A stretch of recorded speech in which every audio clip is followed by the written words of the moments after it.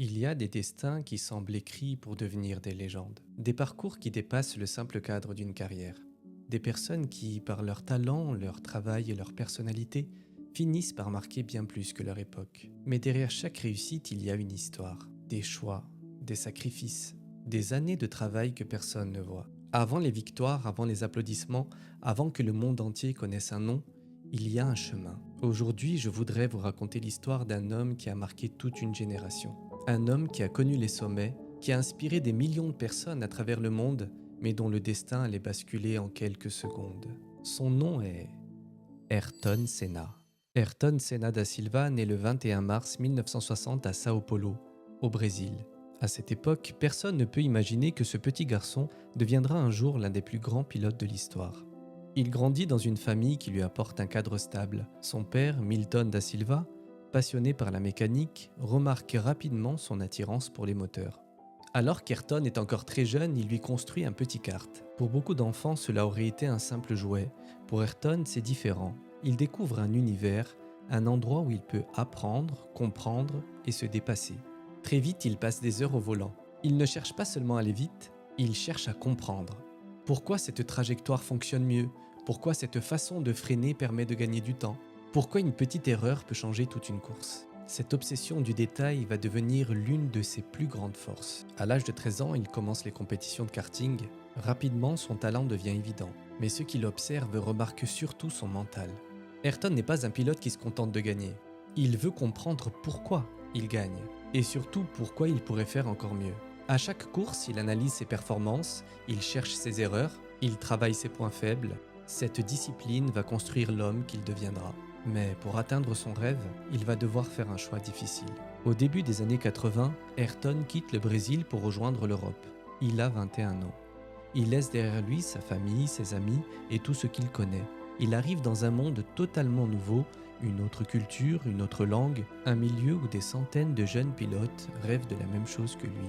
Devenir professionnel, réussir, atteindre la Formule 1. Mais Ayrton possède quelque chose de différent, une détermination presque impossible à arrêter.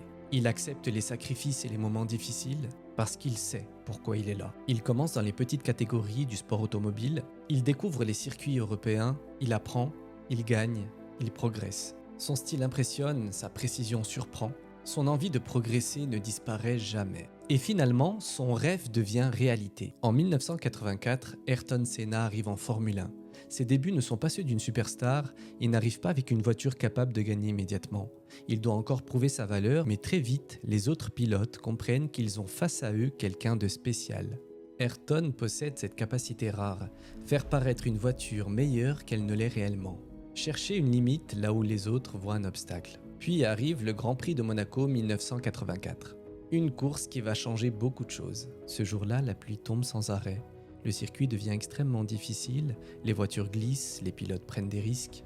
Ayrton Senna, lui, semble évoluer dans une autre dimension. Au volant d'une voiture moins performante, il remonte ses adversaires. Tour après tour, virage après virage, la victoire semble possible. Mais alors qu'il est sur le point de jouer les premiers rôles, la course est interrompue.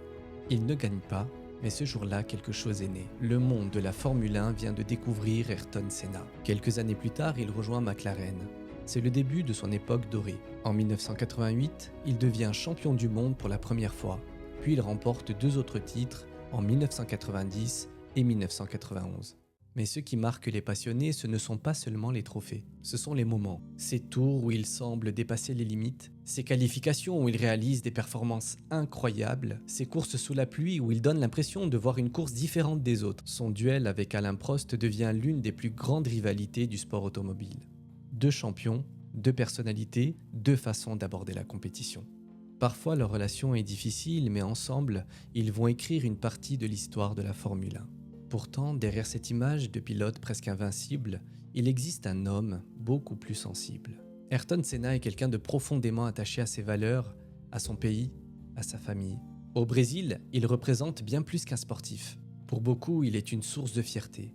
Il aide également des enfants défavorisés, des actions qu'il réalise sans chercher la lumière, ni les compliments. En 1994, après plusieurs années chez McLaren, Ayrton rejoint Williams. C'est un nouveau défi, il veut continuer à gagner, mais cette saison commence difficilement. La voiture n'est pas aussi performante qu'espéré. Pourtant, Ayrton reste concentré. Il continue de travailler, il continue de chercher des solutions parce qu'il est convaincu qu'il peut encore écrire de belles pages.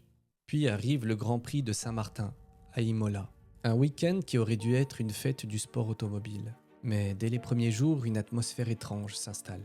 Le vendredi, Rubens Barrichello est victime d'un grave accident. Le lendemain, pendant les qualifications, Roland Ratzenberger perd la vie. Dans le monde de la Formule 1, le choc est immense. Les pilotes, les équipes et tous ceux présents sur le circuit sont bouleversés. Ayrton lui-même est touché par ces événements. Ce week-end ne ressemble pas aux autres. Le dimanche 1er mai 1994 arrive. Ayrton Senna monte dans sa Williams, il met son casque, il s'installe dans sa voiture, un geste qu'il a répété des centaines de fois. Pour des millions de personnes, ce n'est qu'un nouveau départ, une nouvelle course. Personne ne sait encore que ces images deviendront les dernières d'Ayrton Senna en piste. Le départ est donné, les voitures s'élancent. Senna prend la tête, il fait ce qu'il a toujours fait. Il cherche la perfection, il repousse ses limites, puis arrive le 7e tour. Dans la courbe de Tamburello, sa voiture quitte brutalement la piste. En quelques secondes, le monde change. Le bruit des moteurs laisse place au silence. Les spectateurs attendent, les fans espèrent. Personne ne veut imaginer le pire. Mais quelques heures plus tard, la nouvelle tombe. Madame, Monsieur, bonsoir. Le pilote brésilien Ayrton Senna est mort cet après-midi à l'hôpital de Bologne en Italie après un terrible accident au cours du Grand Prix de Saint-Marin. Ayrton Senna est mort. Il avait 34 ans. À cette époque, j'étais encore enfant, je ne connaissais pas toute son histoire, je ne savais pas tout ce qu'il avait accompli, mais je me souviens des images, je me souviens de l'émotion, je me souviens de cette sensation devant la télé. Même sans comprendre tous les détails, on ressent parfois que quelque chose d'important vient de se passer. Ce jour-là, j'ai découvert qu'une personne qu'on admire peut disparaître, même quelqu'un qui semble invincible. Avec les années, j'ai compris pourquoi Ayrton Senna avait autant marqué les gens. Ce n'était pas seulement parce qu'il gagnait des courses, ce n'était pas seulement parce qu'il était champion du monde. C'est parce qu'il incarnait quelque chose, la passion, l'exigence, le dépassement de soi. Après sa disparition, la Formule 1 va changer. La sécurité devient une priorité absolue, les voitures évoluent, les circuits sont repensés. Des décisions importantes sont prises pour protéger davantage les pilotes. Son dernier chapitre aura transformé ce sport. Aujourd'hui encore, le nom d'Ayrton Senna continue de vivre, chez ceux qui l'ont vu courir, chez ceux qui ont grandi avec son histoire et chez ceux qui découvrent son parcours aujourd'hui. Certaines vies sont plus courtes que d'autres, mais elles laissent une empreinte immense. Ayrton Senna a vécu 34 ans, mais il a réussi quelque chose que peu de personnes réussissent. Il a touché le cœur des gens. Et finalement, peut-être que la plus grande victoire d'une vie n'est pas seulement d'atteindre le sommet, c'est de laisser derrière soi quelque chose qui continue d'exister longtemps après. Merci d'avoir partagé cette histoire avec moi. C'est tout pour moi. Si cette vidéo vous a plu, mettez un petit like et abonnez-vous à la chaîne pour me soutenir. On se quitte en bons termes et on se retrouve très prochainement pour une nouvelle vidéo. En attendant, portez-vous bien et que la paix soit sur vous.